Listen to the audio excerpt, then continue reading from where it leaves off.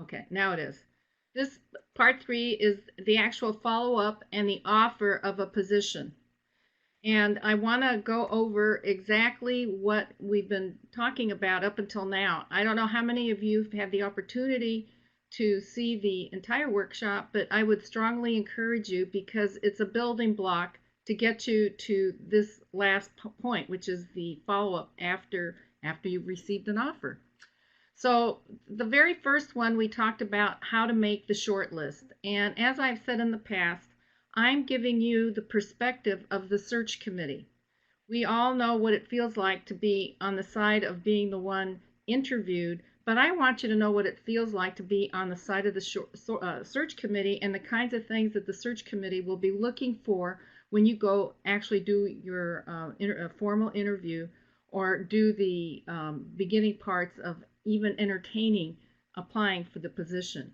So first of all, obviously you want to make the short list.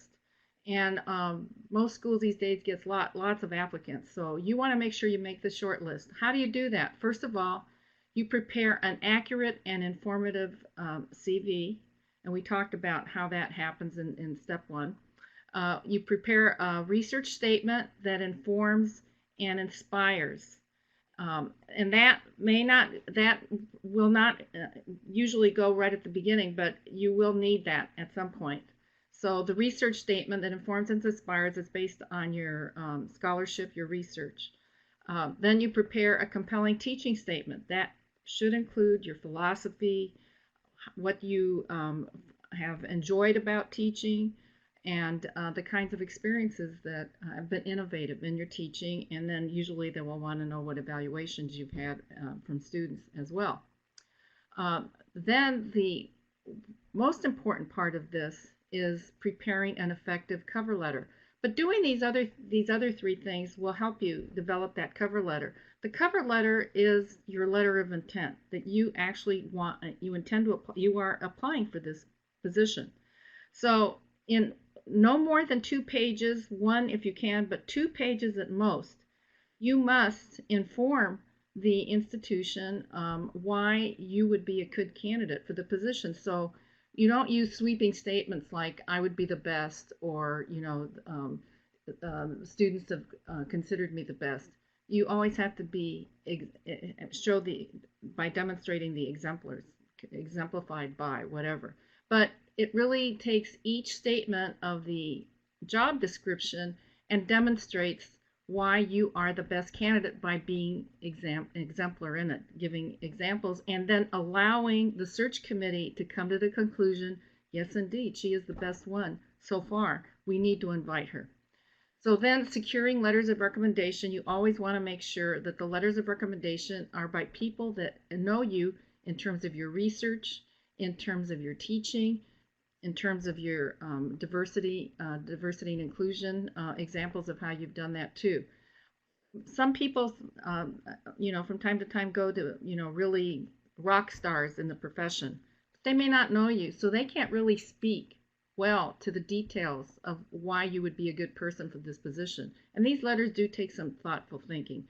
And search committees can usually tell when someone doesn't know the candidate very well because the statements, again, are very general. They're not specific to the candidate. So in the second component of this workshop organization, which just occurred this week, we talk about the interview process. So you've made the short list. Now it's time for you to actually come for the interview. Now it's going to be different during the pandemic.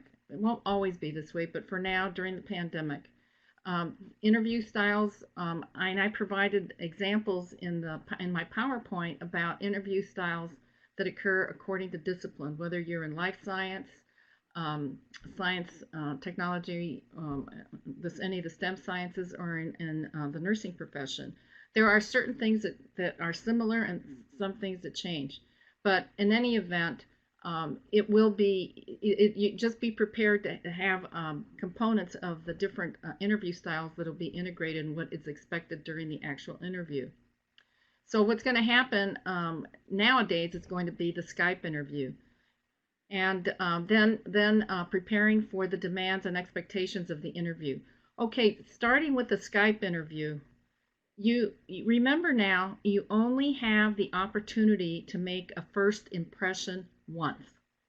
So even at the very first time, even before they bring you before the search committee, either someone that's high up in personnel or the actual chair of the search committee, it varies by department and school sometimes, will actually begin to make sure that you indeed fulfill the basic requirements and can indeed come, be called in. So they'll start the interview process. But again, remember, you only make a first impression once to this person, and then so it's usually the first in-person interview, and then there's going to be the callback, and usually that one is with the search committee. Again, you're going to make a first impression once. So dress for success when you're in these interviews on camera, and make sure your background is, a solid one that doesn't interfere with what is going on around you. I have, and I said this previously, I've been around interviews where people are so casually dressed because of time differentials in some parts of the United States, if not the globe. I've seen people show up on camera in their pajamas. I do not recommend that. So today, what we're going to be talking about is the follow-up and response to the offer. So my assumption is, first of all, I want to congratulate each one of you that are at this point now that you're actually starting to think about what the future brings in terms of the actual position in your career. And these aren't just jobs, these are career steps. So the follow-up responses we're going to talk about is the courtesy letter, what happens when you get a letter of rejection, the actual offer, and then we're going to conclude it. Okay, courtesy email from the candidate. A polite and appreciative email from the candidate thanking the host and key faculty. So with the first person interview, whatever happens, you thank the person that interviewed you. You can never tell. That person may appear again at another university where you're going to be at. So you always want to be polite and gracious. Thank you for this opportunity. It was a pleasure to talk to you. If you have any additional questions that you would like additional information, please let me know. Very easy. Then the actual, from the search committee member, it's good again to send one to the chair of the search committee, thanking them for the time they took to interview you, how much potential you saw in the position and the possibility of working with them in the future, and you look forward to next steps, whatever they may be. Something, kind of general, but again, a courtesy email from you. Then what happens? You might get a letter of rejection. Thank you for your interest in the faculty position in the department. We received many excellent applications. I regret to inform you. You still thank them. It was a pleasure to have been invited to interview. I thank you for the opportunity, and I look forward to seeing you at some other point. End of it. Offer letter. Your offer letter may come months after a phone call from the department chair. And this is the hardest part. I mean, it's hard going through the interview. It's hard going through the research presentation, your scholarship presentation. It's hard going through what you will see in another component, the chalk talk is what I call it. Those are all, they are hard and they are nerve-wracking. But then there's the wait. And it will vary by university. And because some universities take longer than others, doesn't mean that they're not interested, especially if they've already sent you the letter.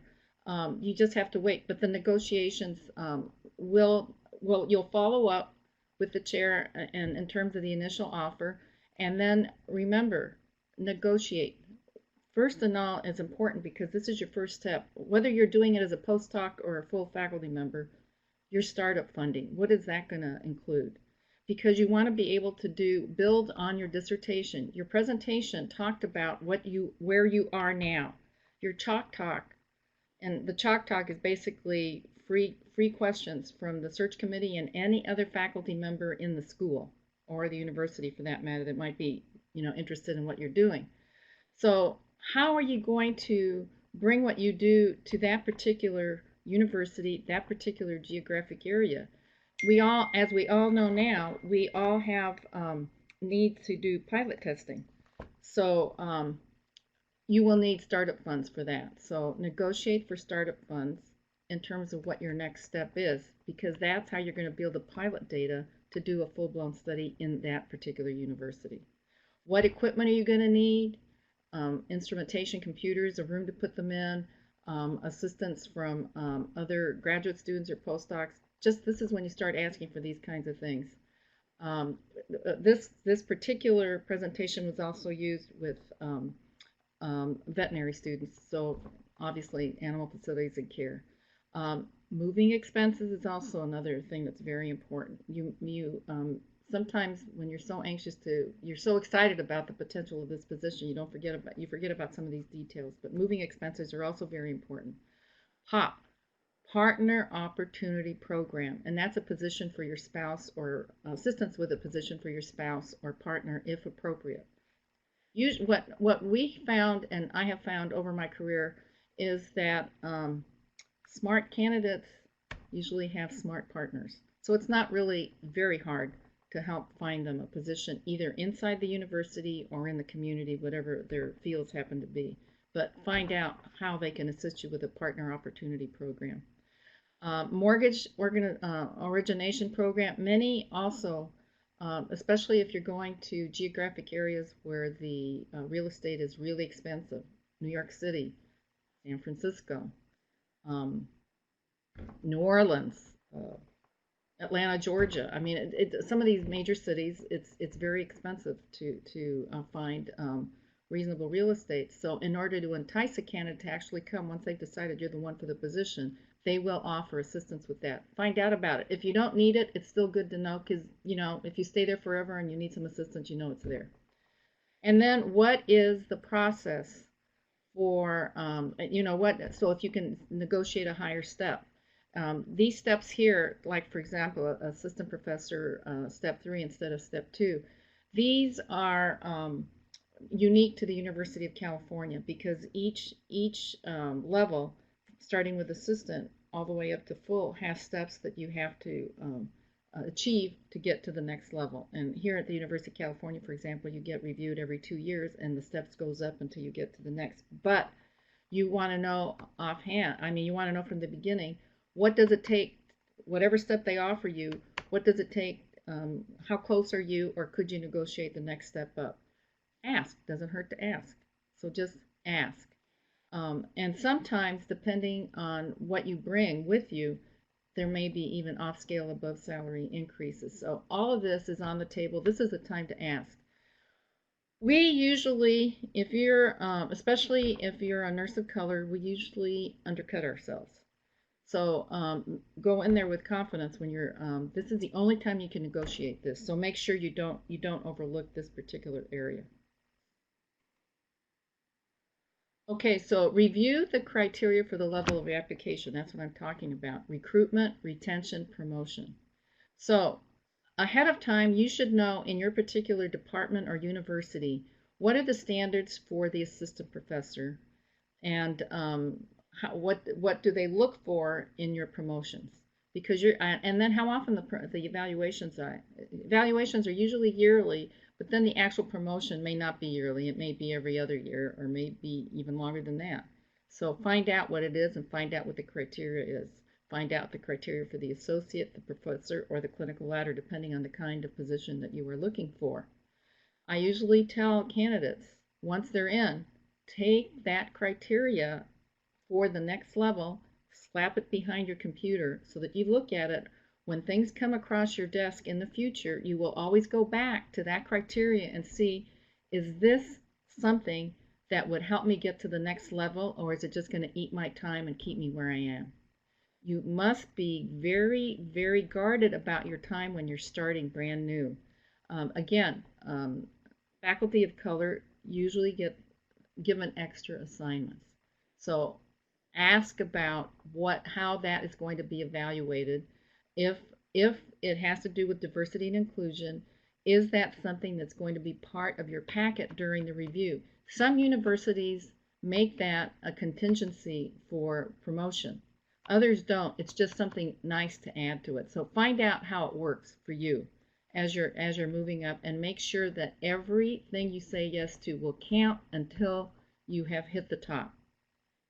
Manage this is going to help you manage your time.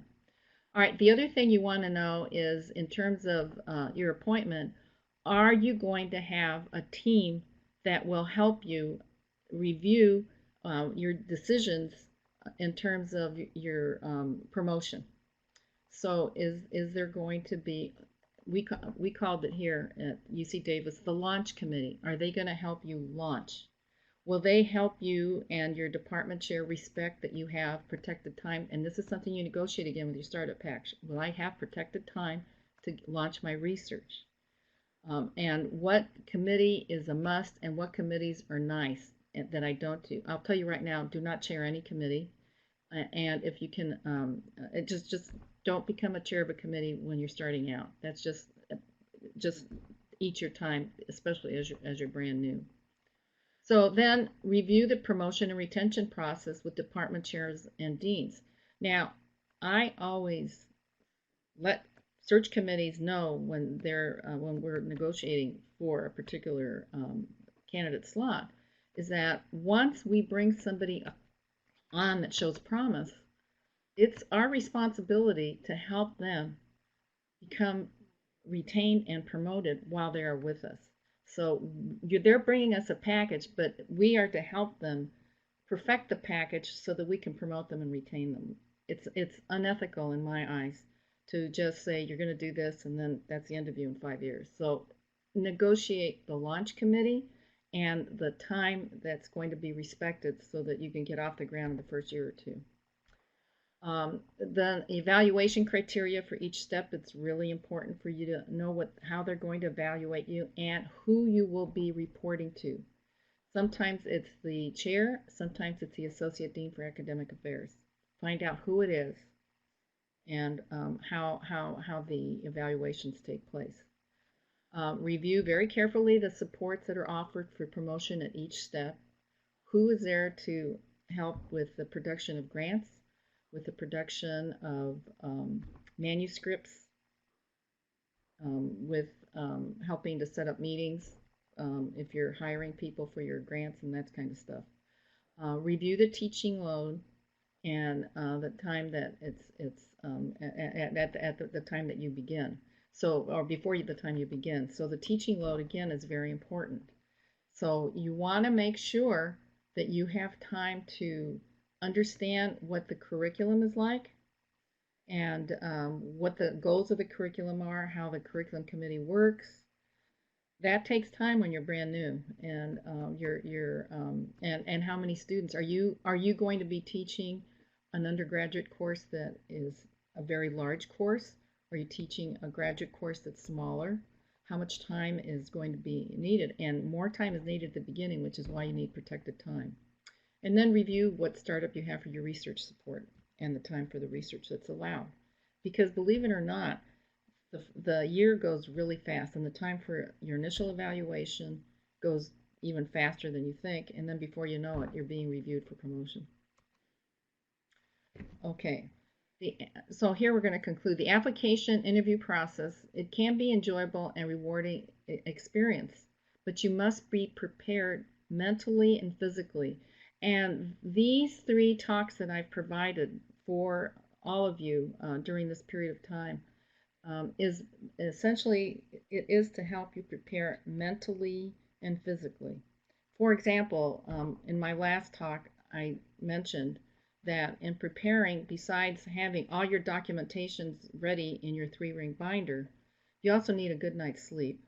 You should have rehearsed everything so that you know how you're going to sound and how you're going to look, especially if you're going to have to be doing this on Zoom. Make sure your technical assistant is ready, your technical expertise is ready to go, because the worst thing that can happen is everything falls apart at that particular time.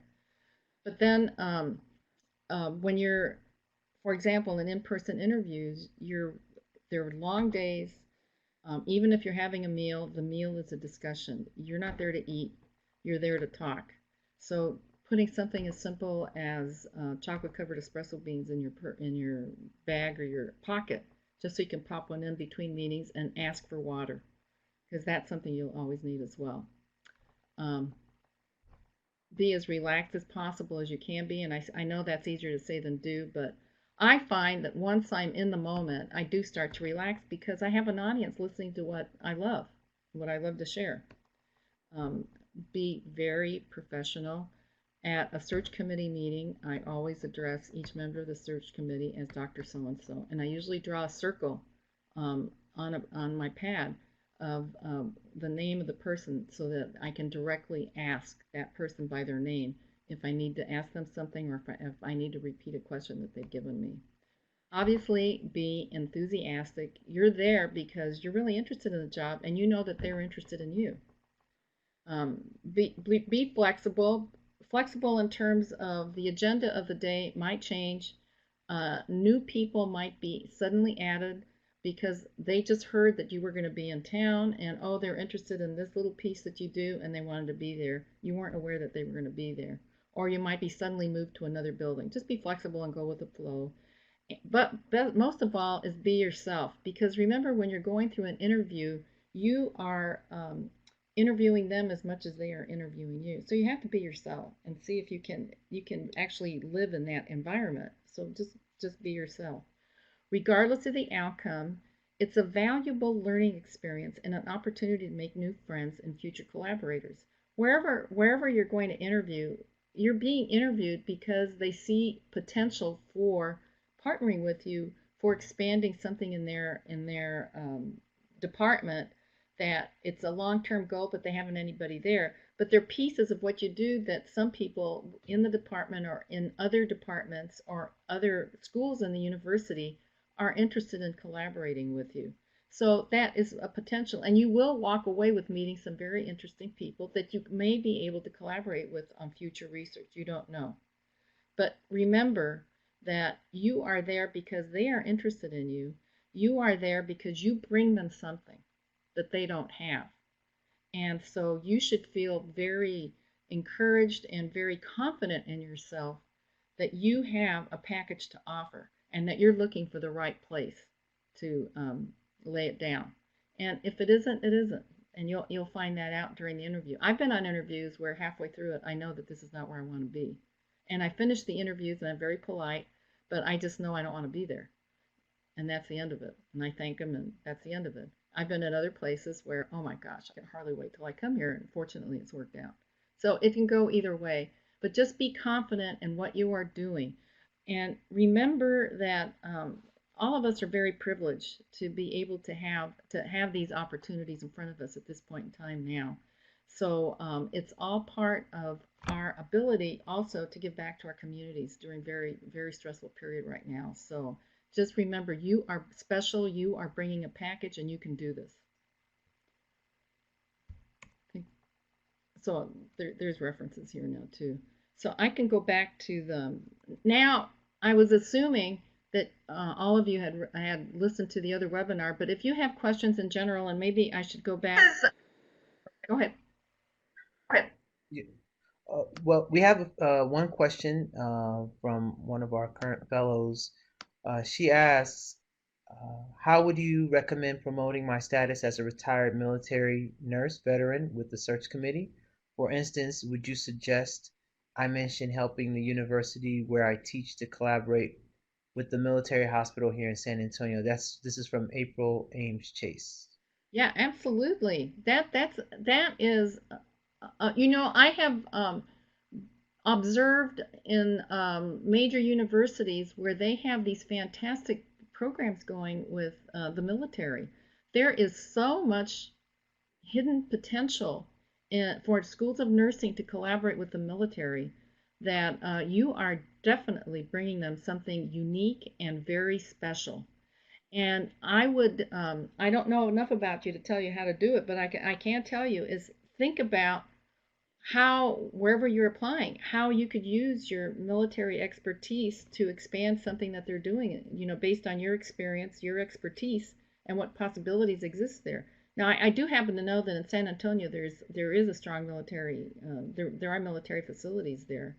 So I would think that this is a tremendous opportunity for a school of nursing. So I would definitely mention helping the university. I would use that as an example. I would even have that as was it as whether it's paid or it's a volunteer. I would certainly have it as a line item as a consultant, a teaching consultant, or a guest lecturer or what have you. You can mention the guest lectures as what have you, or your consultation and what have you, or building, experience in building partnerships with the military. But I would absolutely build on that. I would not hide that one bit. Great, thank you. Adea Thomas asks, what does a normal load look like for a beginning professor? And can you talk about different levels a little bit and which ones are appropriate to apply for? And also for those, oh, I'm sorry. I just wanted to notify everyone who's connected via the HTML version of Adobe Connect. At the end of this, since we want to have some folks turn on their cameras, you will have to sort of log off and reconnect with the Adobe Connect application if you would like to show your video at the end of this session. What I didn't mention today, what I mentioned in an earlier portion of the workshop, is that there's variability in the colleges and universities. Are you going to a Research One university where research is the primary mission? You will be teaching, but your research is a major factor that's bringing you in. Or are you going to one that's primarily has a teaching mission that has scholarship involved in it, but it's the teaching mission? Or are you going into a position, say in the clinical clinical arena, clinical appointments, where there's going to be a strong component of maintaining a clinical practice that's also expected of you. So it all depends on which one of these is the focus of what your appointment is going to be. So, for example, if you're going to go the clinical ladder route and have to maintain a clinical practice to maintain your, say, your NP certification along with your scholarship, then that means that you're going to have to build your scholarship around that clinical practice. And because of that, your teaching load is going to have to be reflected in what you do in the clinical area, because that's where you're going to also be bringing students in. So you will probably be teaching very specific to your area of clinical expertise in that area, and less so into a general large undergraduate introduction. But that is something you have to negotiate. How much time? I have X number of hours I need to have in the clinical area to maintain my NP license. I will have, how many students am I going to have? How many hours am I going to be teaching? And then what is the criteria for review? So you are still expected to be publishing. You'll be publishing around these areas with your students and the research you do in the clinical area. So you have to negotiate to make sure you have time for that. I can't tell you how much. It'll depend on the unit, the school that you're with. If you're in not teaching in a clinical area, but teaching more general in the basic nursing, master's education, or what have you, again, you will be having a larger teaching load. You're still expected to do some scholarship, but not at the level of having to usually do like NIH grants, because you just won't have the time for that. Find out what the teaching load is, how many students you're going to have.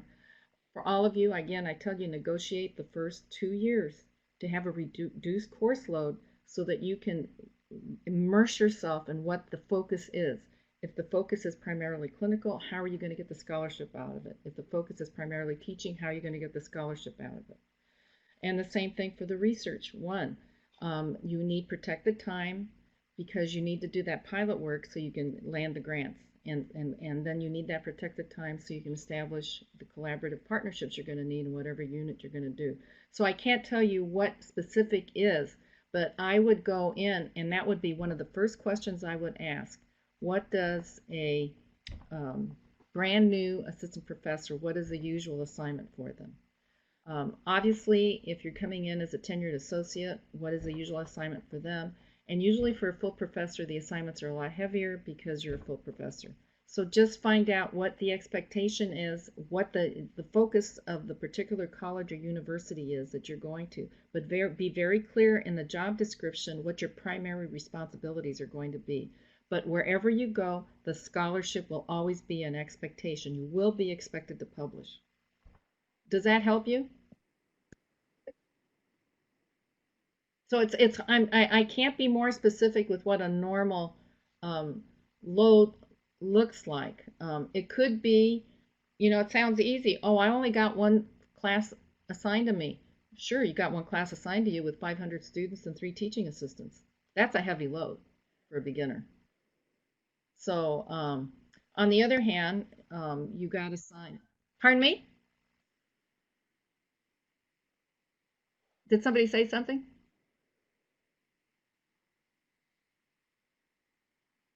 Well, in No, I any think she event, said. I would definitely look into that to see what the average what is the course load that people usually have, depending on what their what program they're going to be teaching in. Thank you for that, Dr. De Leon Cianza. It looks like Agnes White had a question. We had someone was typing there. Let's see, because all I see is different levels a little bit and which ones are appropriate to apply for. Is that the question? Oh, it was answered. She said Agnes White said it was answered. Oh, Her okay. question was Okay. answered. Okay. Yep. So Okay. if anyone else has any other questions, and Okay, here, my okay, background is specifically focused on population health. Uh-huh.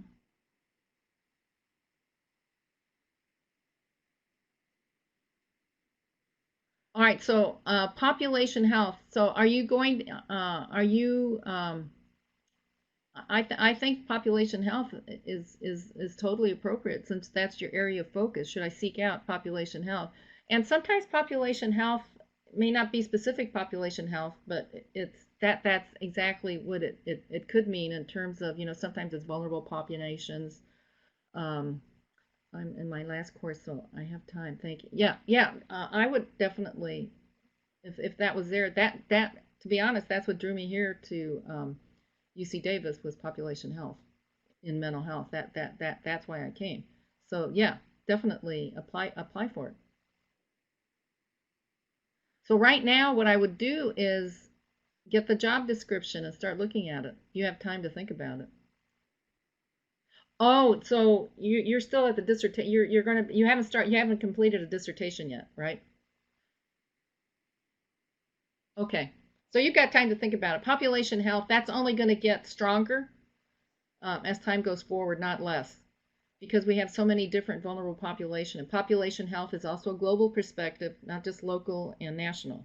So you're positioning yourself in a very good field, very strong right now.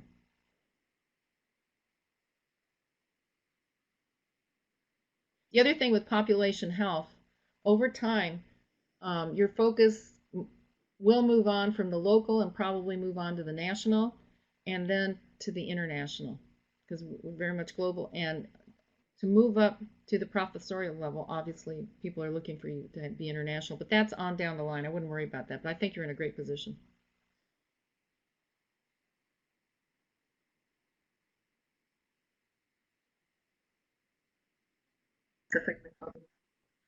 looks like folks are still typing. Agnes White says, I "Thank you know, for I do this. not I know. have learned a I lot." know, I do not know. Working nights. I've learned some things I've done which now I know not to do. Oh, working nights as a travel nurse in Sky. No, don't do that. You need to be extremely alert the next day. And in fact, that's exactly the kind of the person that came to an interview in her night clothes was a travel nurse. And it just remember you only have the opportunity to make a first impression once, and that's what people remember. So no, don't do that. Be rested. Do it on a day that you're rested.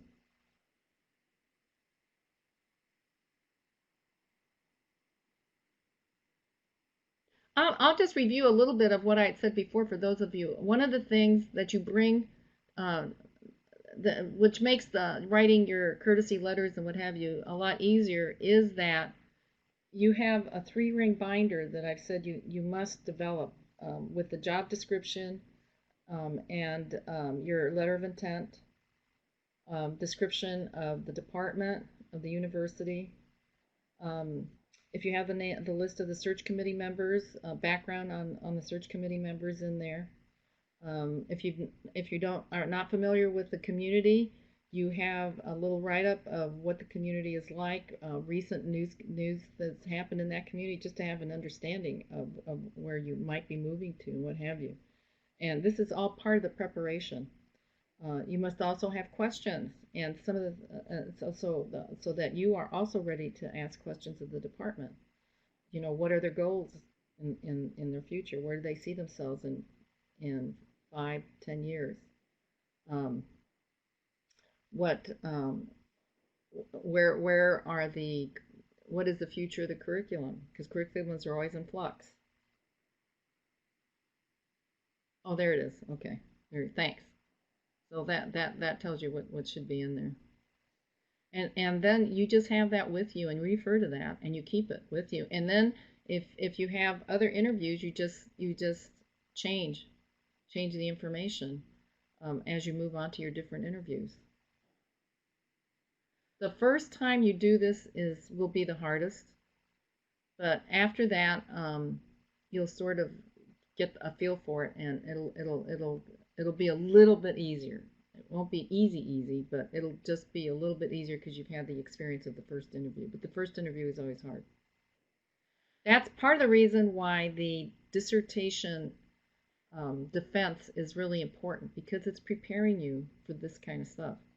People will be challenging you on your scholarship, and you have to know why you did something, why you didn't do something. Why do you believe this in terms of your teaching philosophy? So depending, if you've taught before, you have a little bit of, if you haven't taught before, you have an idea of what worked with professors that you really liked and what didn't work. And that's how you start building it. So April Ames Chase also said Here, my I just did dissertation another. topic. Oh, okay. My dissertation topic is related to African American females who deployed to Iraq and Afghanistan who are now suicidal related to PTSD. There is a gap in the research on efforts such as myself. Great. No, this sounds very much on target. Suicide in general in the military has been something that's been out in the literature really now, but with respect to females and particularly African American females, you're really into a unique field. So you should. This is a wonderful area that you're starting to study, and you will have great success with this.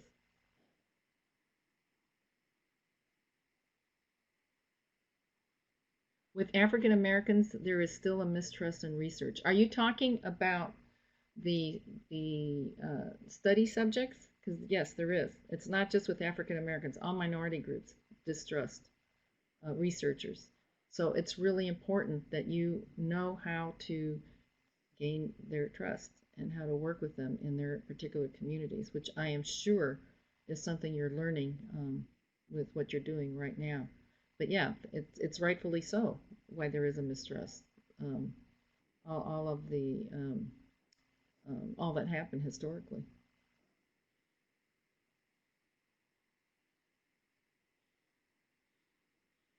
Yes, there is a lack of diversity among providers.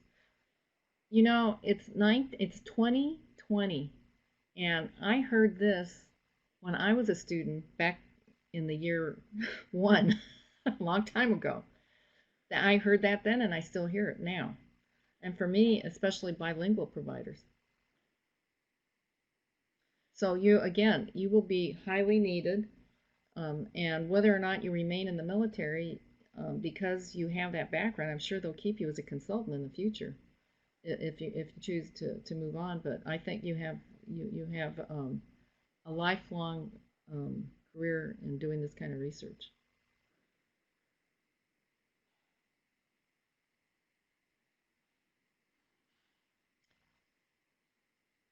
Any other questions?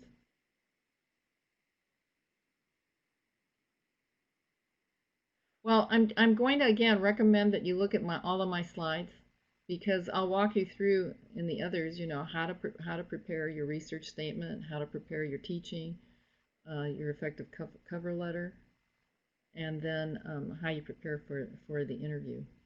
But the documentation to make the short list is critical. It is critical because that's the package that they want when before they see you. All of that.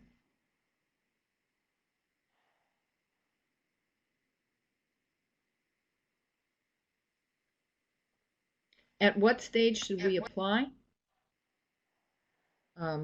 With your dissertation in hand?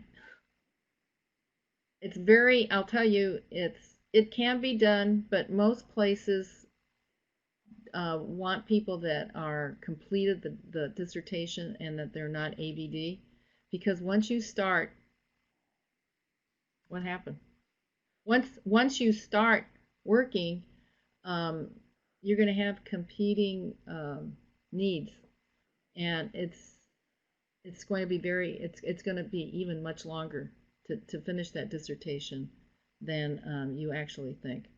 So I would tell you don't start looking until you're ready to defend the dissertation. When you're ready, you may not have defended it yet, but the dissertation is complete, and that's when you start seriously looking. Or unless you know exactly the date, but there's so many variables that occur when you're completing it, especially if you are juggling a family. So I'm just recommending that you wait until you have, because I know of many very brilliant candidates that said, "Oh, I only have my dissertation to go," and they start looking, and they're ABD all but the dissertation. So I'm telling you right now, finish writing, get to the point where you have your committee ready for the defense, then you can start looking. Because you know what, you're going to need them, those especially your dissertation chair, to write letters of recommendation for you. And then your first publication once you get into your new position. And usually it's two. You can usually get at least two, if not three, sometimes publications out of a dissertation. And the expectation is there. So you've already done the legwork on that. To get any kind of future money, you're going to need publications in your area of expertise. That's your dissertation. So finishing it and then working in your first position to get it published, that's what you do.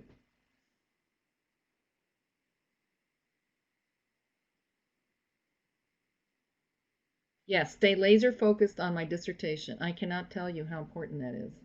And I know you get tired at the end because you think, oh my gosh, this is never. I can still remember when I was working on mine and I was almost done, but not quite done with just data collection one Christmas. And I also had babies while I was doing this. So that's why I'm telling you, you do have to stay laser focused. Um, everybody would say, "What do you want for Christmas?" I go, "I want a completed dissertation." And from that point to the end, it took me 6 months to complete it. Once I had all the data and entered it and what have you. But and then I did publish my dissertation during my first position. So I'm going to recommend to you to just stay laser focused and do it because there's just so many when you start a new job, just imagine you're working on your dissertation and then you have to table it, do all of these things that are on this workshop organization to make the short list, to go through the interview process. And in the interview process, they're going to ask you, what are your findings? You're not going to know. So that's really going to put you, it's going to disarm you. So you want to be able to talk about your findings. And what makes it easier to go into this interview too is knowing that this is an audience that's actually interested in what you did. And you finally have an audience that's going to listen to the story of your beautiful research. But there's no end to the story if you haven't analyzed your data and written it up. Your results. You have to have your results.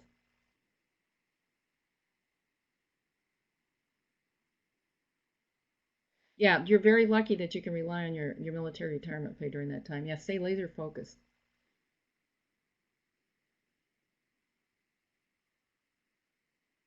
Oh, good. Congratulations on the IRB application.